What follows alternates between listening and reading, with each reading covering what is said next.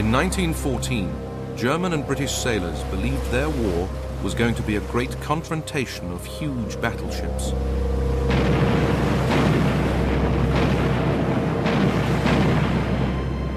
But only once was there a full clash of fleets. The rest of the naval war was very different from what had been expected. It was a war dominated by a new weapon, the submarine. And submarines were terrible, really. They were small and so vulnerable. It was a war of blockades and sinkings on a massive scale. It brought disappointment and disaster before ultimate victory.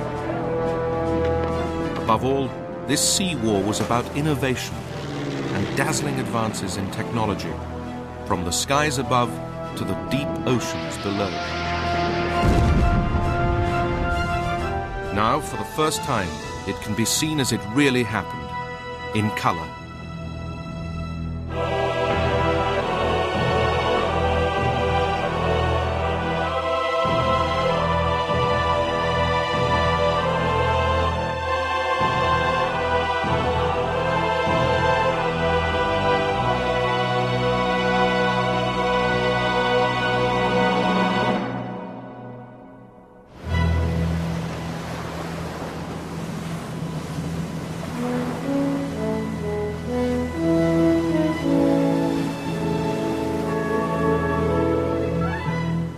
Ever since the Battle of Trafalgar, the British Navy had dominated the seas. Pre-war displays like the Spithead Review showed its might. I remember going to a review at Spithead where the Spithead was full of ships of all sizes, and it was a delight to be there because as children we were all very excited about it. Everywhere you went you would see blue jackets, you would see sailors everywhere. So we were a naval country in those days.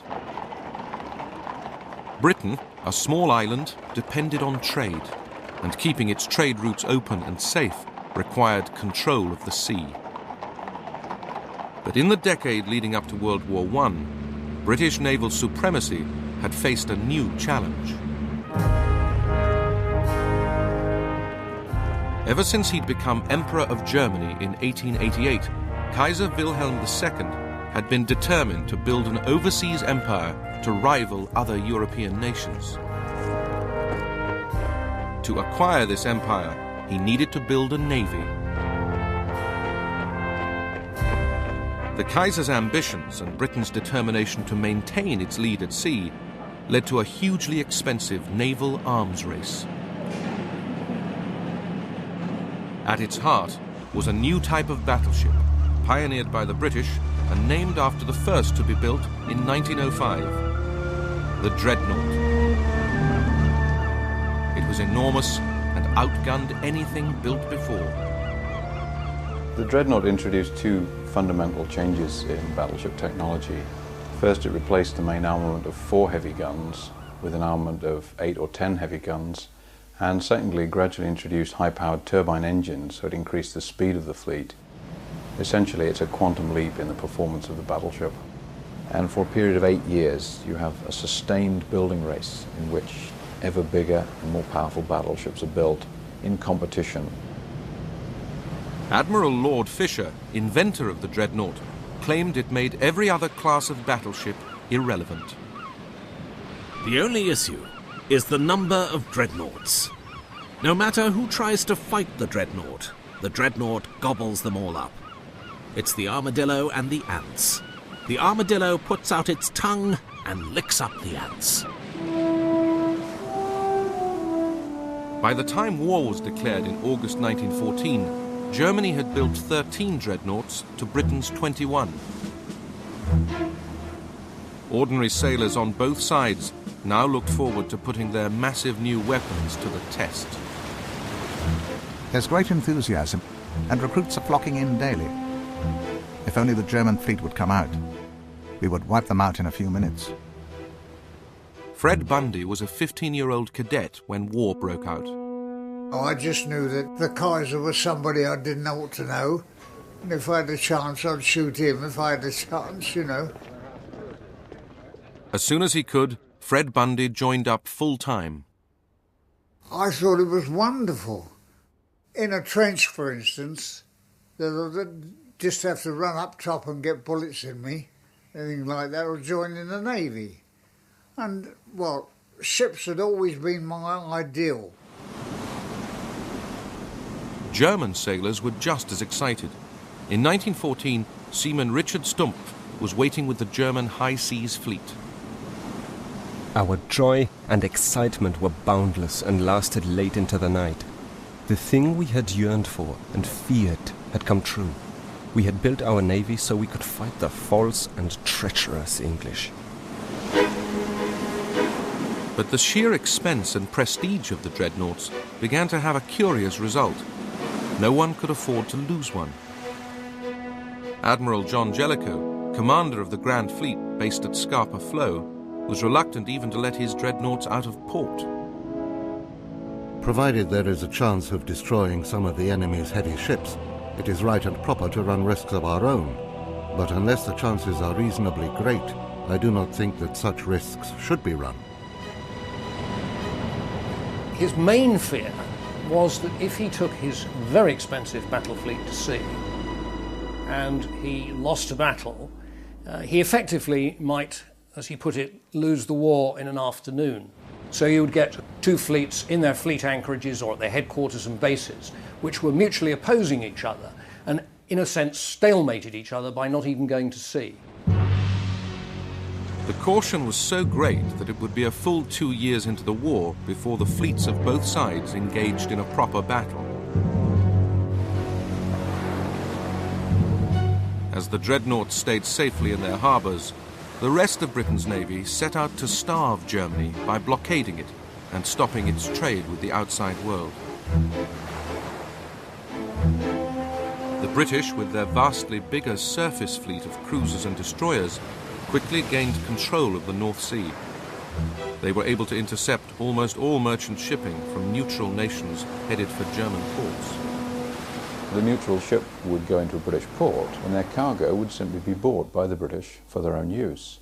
So the neutrals weren't particularly disappointed. Their voyage was cut short, they got home sooner, and they were paid in full. So essentially nobody was upset apart from the Germans. German sailors could only watch as naval superiority enabled Britain to stock up for war while their own nation was made to suffer. When one saw the amount of shipping converging on Britain, when one saw how busily the enemy was engaged in importing from all quarters of the globe the materials that reinforced his strength in his fight against us, one saw the writing on the wall.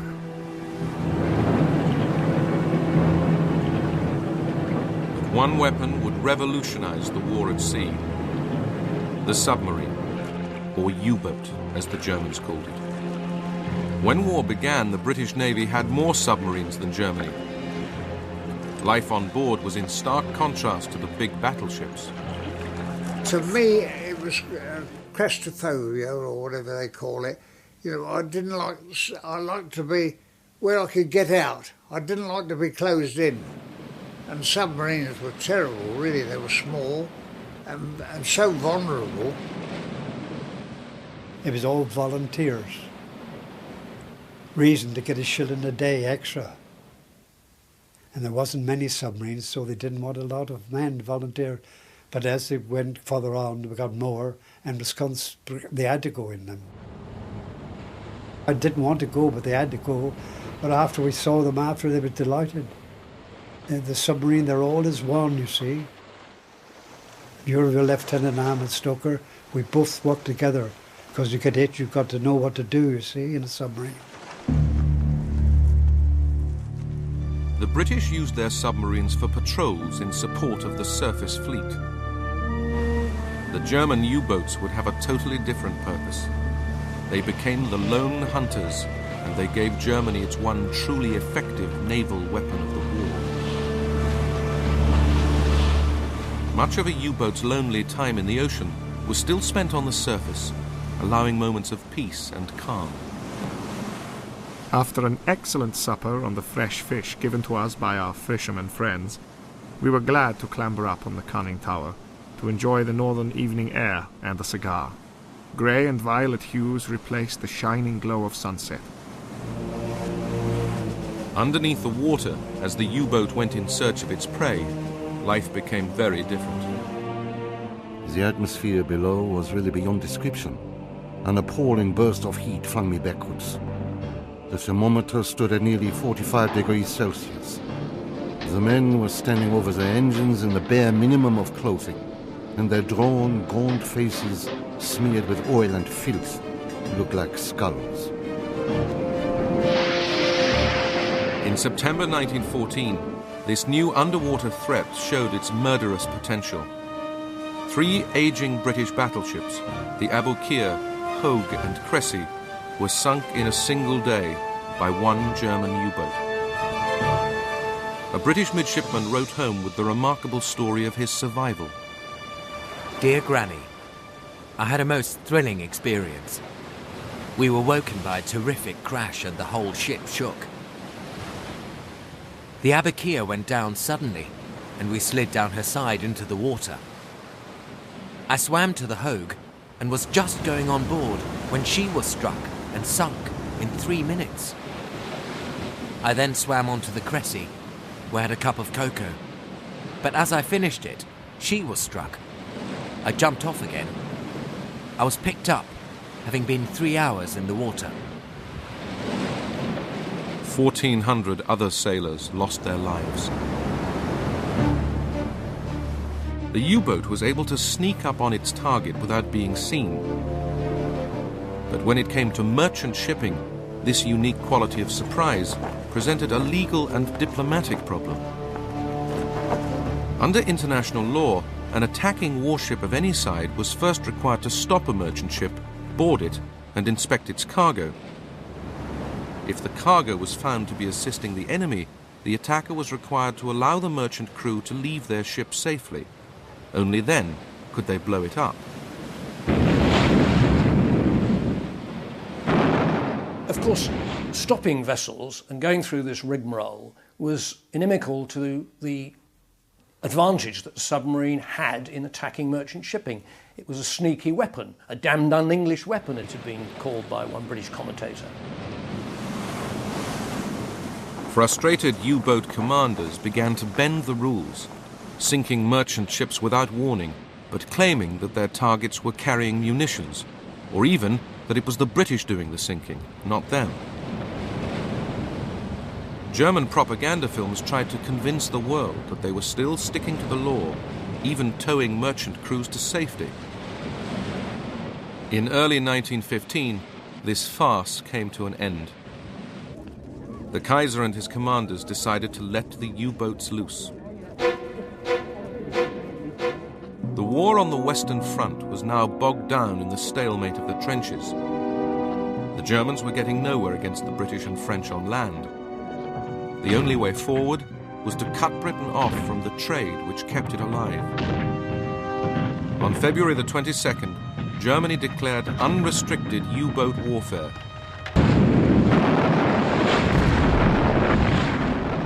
U-boats would fire on merchant shipping headed for Allied ports without warning. Unrestricted submarine warfare is a case of what else can we do? Let's try this. Maybe this will work. There's a sense of desperation.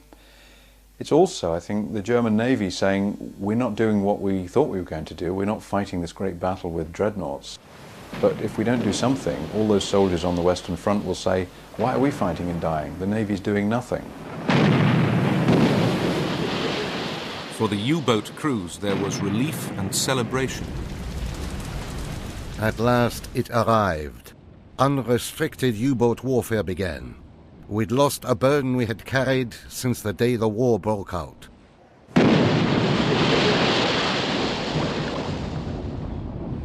In 3 months, the U-boats sank 115 ships. But then, one U-boat went too far. On May the 7th, 1915, the Cunard liner, the Lusitania, set sail for Britain from the United States.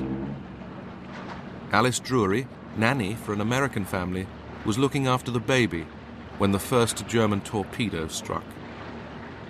I just picked up the shawl and the baby with it. Stuart was also in the cabin and he was crying, "I don't want to be drowned. I don't want to be drowned." And I crossed over to him and said, "Hang on to me whatever happens." And he did. The other nurse called down to me, "What shall I do?" I said, "You look after the baby." I never saw her or Bunny ever again. Over 1,200 people drowned in the Lusitania. It gives the British a real advantage, which they exploit very effectively. British propaganda in this war is going to be one of the major weapons, and the principal target is the opinion of the United States. The Lusitania is a godsend to the British. It's quite the most stupid thing the Germans could have done.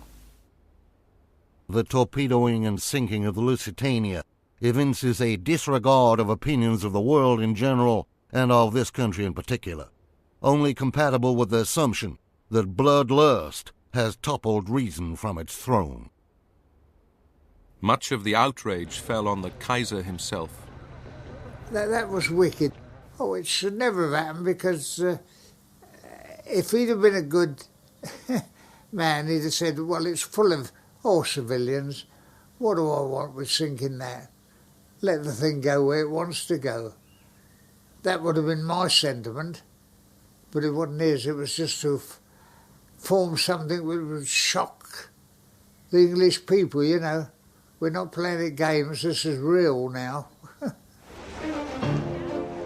The outcry over the Lusitania persuaded Germany to return to complying with international law. But the frustration soon built up again. In November 1915, the German commander-in-chief noted, "A U-boat cannot spare the crews of steamers. The shipping world can be warned that the lives of the steamer's crews will be endangered. This will be one good reason why all shipping trade with England should cease within a short space of time. The gravity of the situation demands that we should free ourselves of scruples."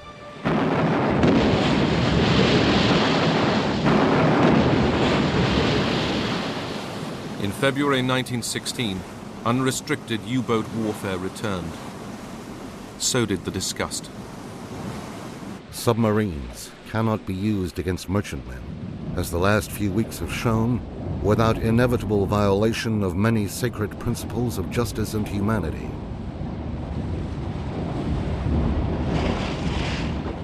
Our commerce was subject to attack by an unseen enemy, to be sunk by a torpedo before any signal for help could be sent or any escape could be attempted.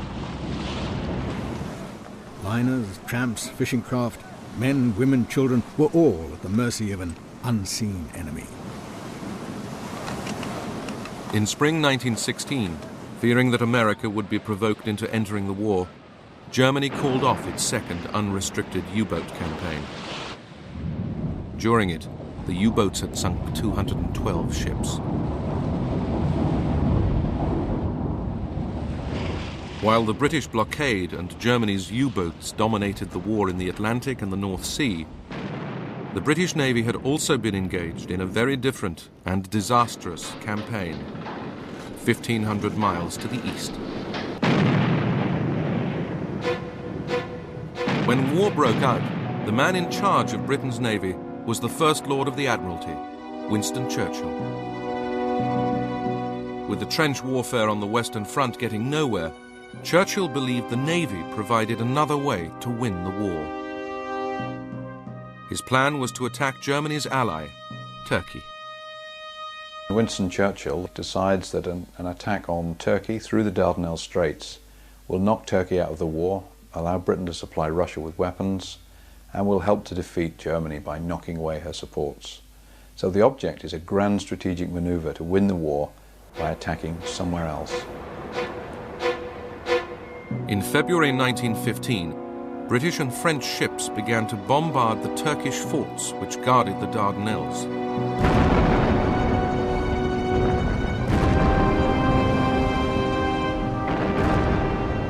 But the old pre-dreadnought battleships were in for a nasty surprise. The Turks had managed to lay a line of mines just where the Allied fleet, the French and British pre-dreadnoughts, would be manoeuvring. The result was 3 pre-dreadnoughts sunk, hundreds of lives lost, and a huge blow to British prestige. The Allied sailors realised they were sitting ducks.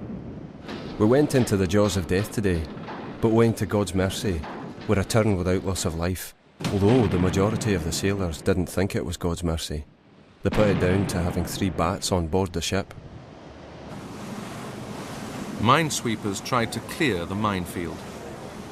They had limited success, but eventually the forts were silenced.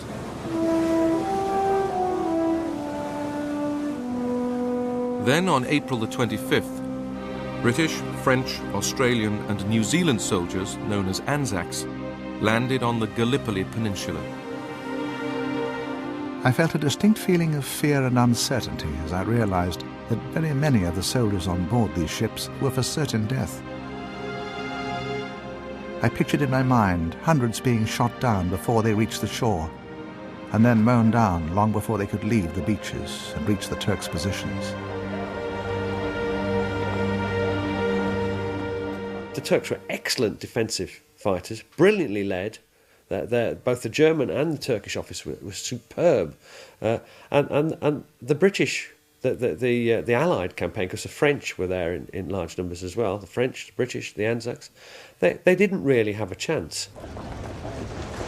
The land operation turned into a disaster. In 8 months, the Allies suffered 250,000 casualties. Of these, 110,000 died. In January 1916, the troops were evacuated. Churchill was forced to leave the Admiralty. After the failure of the Gallipoli offensive, Britain and her allies will never again try a major overseas offensive in this war. It's the last big amphibious operation. It means that the fighting will be confined to the European mainland, and all the initiatives will now be fought out on land. Unlike the Army, it seemed the Navy's war would be a quiet one. Watchfulness, blockade, and the peculiarities of life on board. You couldn't carry enough water to everybody have a bath, so we didn't have a bath. We used to have a bowl, the washer, and then throw it over yourself like a bird. But the officers had one, and the engine commander would paint a black mark so far so the young officer didn't go too much in the bathroom. There was the monotonous daily cycle of being on watch, resting, back on watch again, and the one traditional consolation. You had a bugler who would sound up spirits, and then you'd go along and get your tot of rum then, because we always had rum right through the First World War, you know, and then you had your dinner, and that all had to be washed up. But it was a dirty, sticky arrangement in those days, and can I say that every ship in the First World War, yeah, even on the battleships, you still got cockroaches and all that kind of thing. So that you lived with the cockroaches. You didn't, well, as far as I was concerned, I used to think, well, their life was more pure than what our life was. In 1916, the daily routine was rudely, if briefly, interrupted.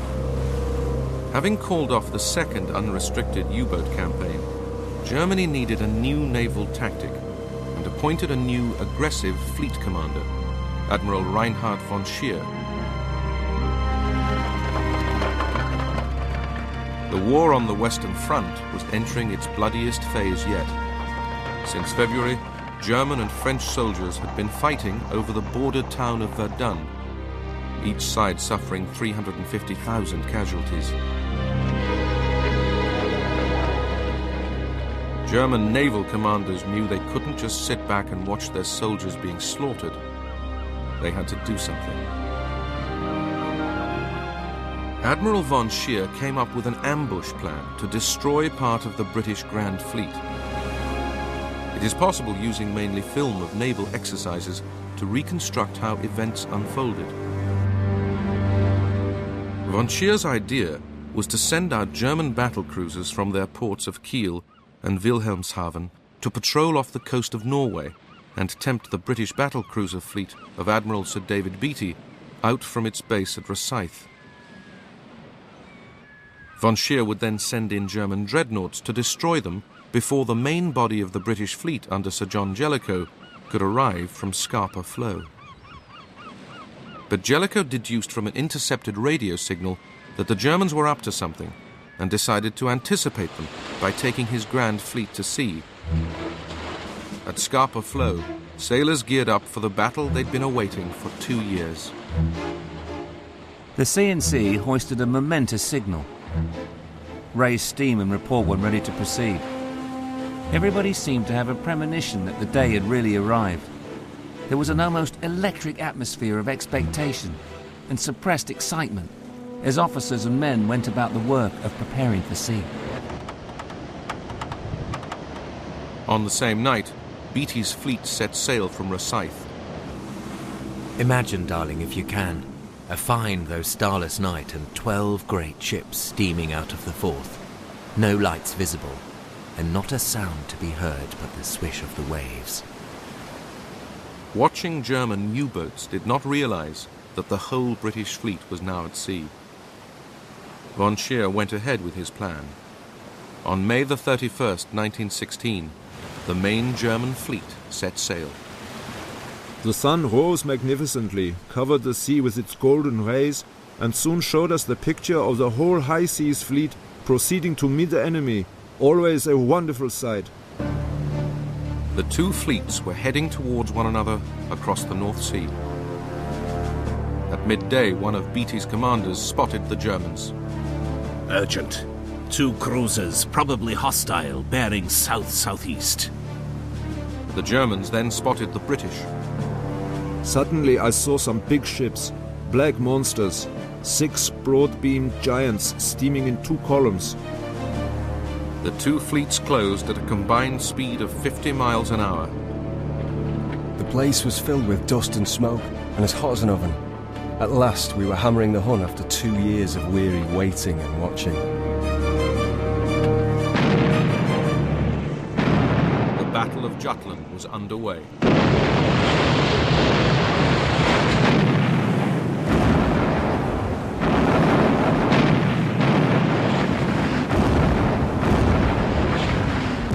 The first phase turned into a British disaster. Unfortunately for Beatty, his ships don't shoot very well. They have disadvantages of light and weather, but they haven't done enough training. And the German battle cruisers very quickly achieved firepower superiority, and 2 of his ships, the Queen Mary and the Indefatigable, blow up and sink with the loss of almost all their crew. A tremendous explosion occurred which must have blown the bows to atoms. Then another explosion. I sank a considerable distance, and on reaching the surface could see only wreckage and oil floating on the surface.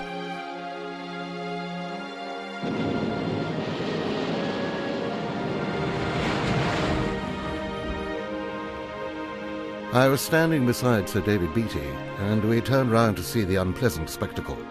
He turned to me and said, "There seems to be something wrong with our bloody ships today." The problem was not the ships, but the way in which Beatty and his squadron were using them. Speed was everything. So every safety precaution that was introduced, doors that closed that had to be opened and passages that were closed off, were broken. So that a hit on the gun turret would lead to an explosion and flash travelling down into the magazine, where 120 tons of high explosive were waiting to go off. The consequences were simply devastating, and they just blew up. And that's exactly what happened to the Indefatigable and the Queen Mary. His ships badly hit, Beatty headed north to try to find Jellicoe's grand fleet. Von Scheer went after him. Within hours, the Germans found themselves facing the entire British Grand Fleet. That, I suggest to you, was a tremendous moment in anybody's life. I remember thinking to myself, well, we've lost a lot and we're going to lose more. But we don't mind losing this and that as long as the 2 fleets meet. The main Battle of Jutland began. This time, the British Navy proved its superiority.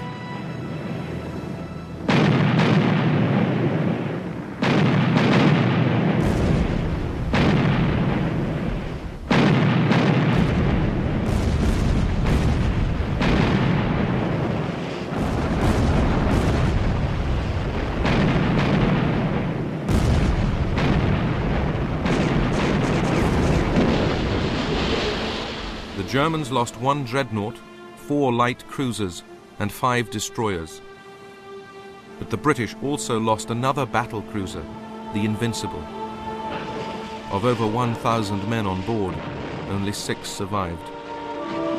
The crew of a neighbouring ship, the Indomitable, watched as it went down. We young Indomitable officers had particularly poignant feelings, since the day before we sailed, the junior officers of Invincible had come aboard us, and a merry and riotous evening was had by all. Now every one of those was asleep in the deep.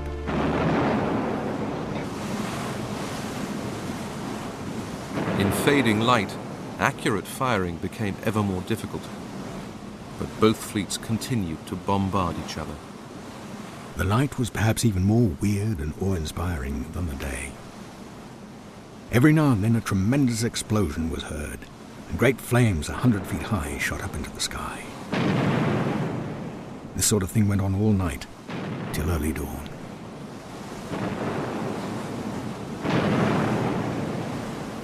In the darkness, the German fleet ran for home and escaped unseen.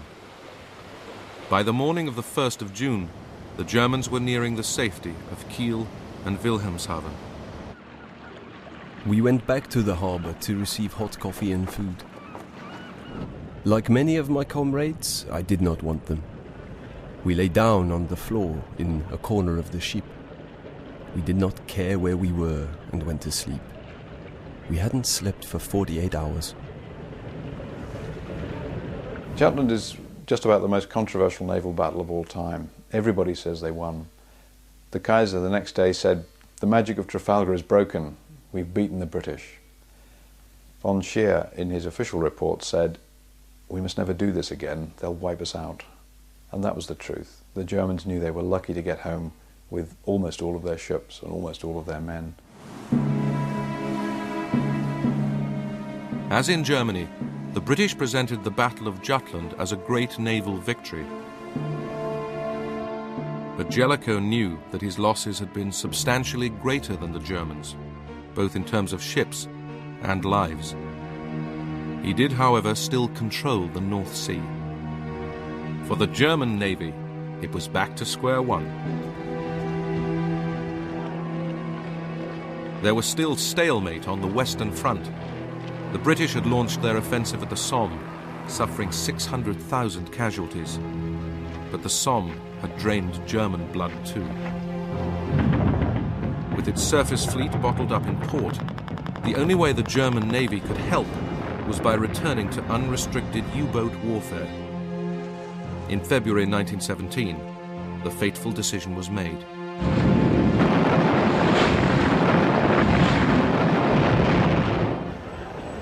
In the United States, the impact was dramatic.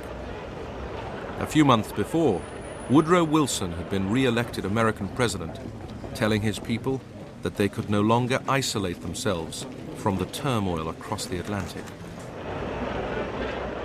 There is much more involved in this election than domestic issues, and much more involved in the world situation than our people realize. Democracy hangs in the balance, and its fate not only here, but throughout the world. After the German declaration of unrestricted U-boat warfare, Wilson, emboldened by his electoral mandate, gave Germany a final warning. The Germans took no notice and increased production of U-boats. They now had 110 at sea. If we are not finally to be bled to death, full use must be made of the U-boat as a means of war, so as to destroy England's vital nerve. During February and March 1917, U-boats succeeded in sinking no fewer than 500 ships.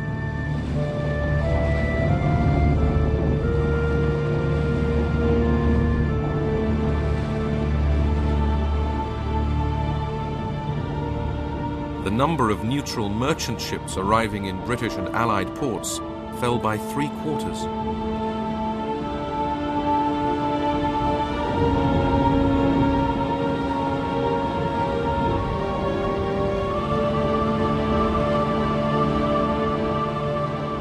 Some U-boat skippers began to achieve staggering totals of ships sunk. As they returned to port after successful forays, they became national heroes, rather like the aces of the air war. The Germans used a full range of propaganda tricks to emphasize the heroic status of the U-boat captains and the crew.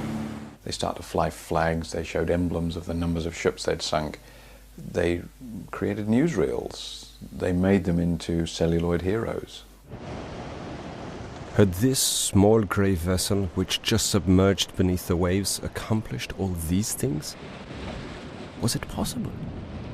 Was it conceivable that such a small and insignificant vessel could disrupt the mission of an entire great and powerful fleet? How I envy the men in her crew. The U-boat's success led to food rationing in Britain. Even the troops on the Western Front were asked to tighten their belts. 1917 was a low point for the Allies. But America was edging ever closer to war. The present German submarine warfare against commerce is a warfare against all mankind. It is a war against all nations. The world must be made safe for democracy.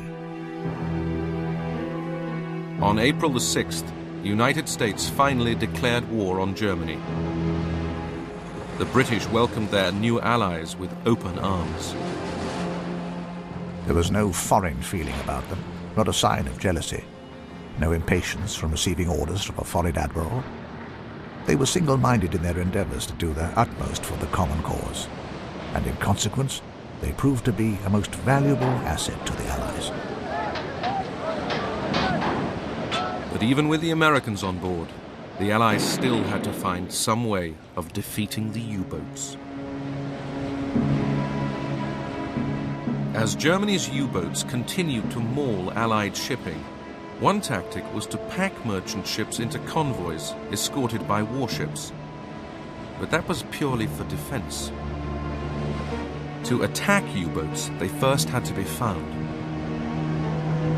Airships began to be used to spot U-boats, which still had to spend most of their time on the surface. The airships had a 1,500-mile range and could fly for nearly 50 hours at a time.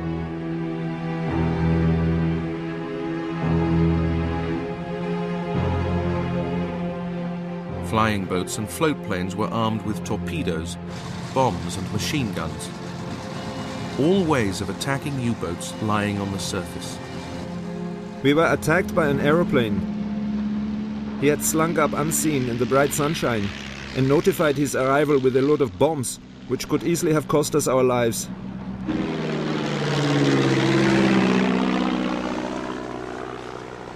To find U-boats beneath the sea, the Allies used a new device, the hydrophone. It was a microphone placed underwater to detect the sound of a U-boat's electric motors. It was then possible to work out at what depth the submarine was lying. That brought into play another new weapon, the depth charge. Mines launched from ships and set to explode at a particular depth. A depth charge burst with a frightful explosion. Our hopes grew fainter as the risk of being crushed or blown up increased.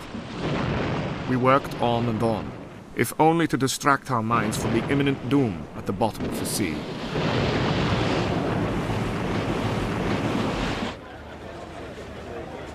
Another British idea was the Dover Barrage, a barrier of nets and mines designed to stop U-boats coming through the channel. Minefields began to spread right across the North Sea.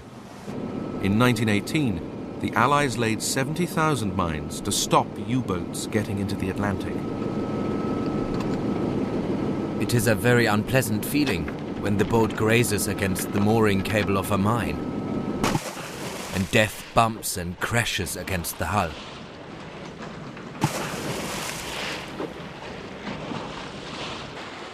Clearing mines was a nasty, dangerous job. Occasionally, U-boats managed to lay mines near British ports. Once recovered, they could be individually defused.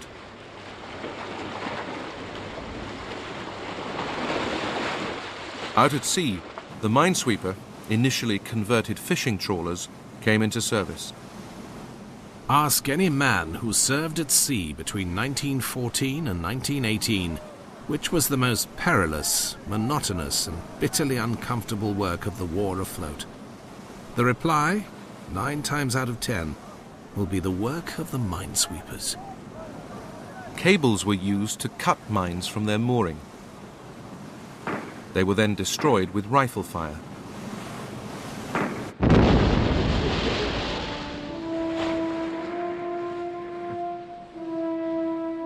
One ingenious invention was the U-boat decoy, called the Q-ship. There was not a sign of life aboard. We rose to the surface. Suddenly the ship came to life. Hidden portholes sprang open. The stern gun was manned. Other guns were unmasked and poured a devastating fire over us. Finally, the British tried closing the U-boat havens on the Belgian coast.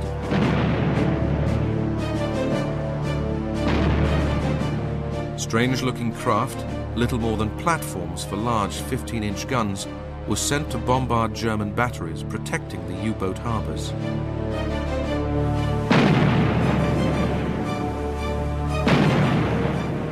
In April 1918, the port of Zeebrugge was attacked. 3 old ships were deliberately sunk across the entrance to the harbour to try to block U-boats getting in or out.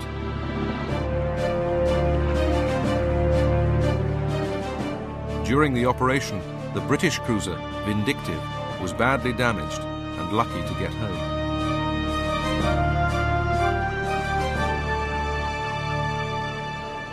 By early 1918, this combined technology had the U-boat threat under control. American troops could now be transported safely across the Atlantic to Europe. The sheer weight of numbers was bound to tell. But the British had also won the naval war of blockade, partly by their acceptance of rationing.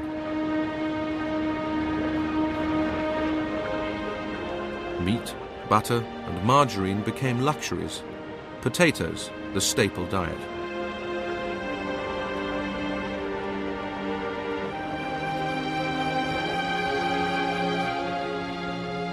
Rationing was something Germany never introduced, and it meant that by the end, food and supplies were running out. Total war is all about the most efficient use of all your national resources. In the First World War, the Germans were seriously inefficient in their use of their resources. They mobilized all of their agricultural workers out of the countryside into the army and then used them in battle. They didn't replace them. This meant agricultural productivity collapsed.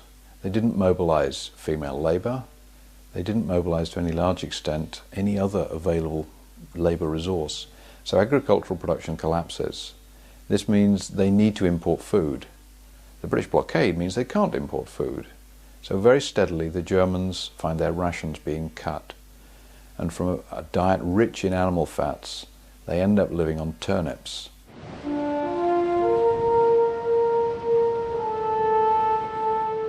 The naval war had begun with the dreadnought race, and by its end, the array of American and British battleships seemed to symbolize Allied victory at sea.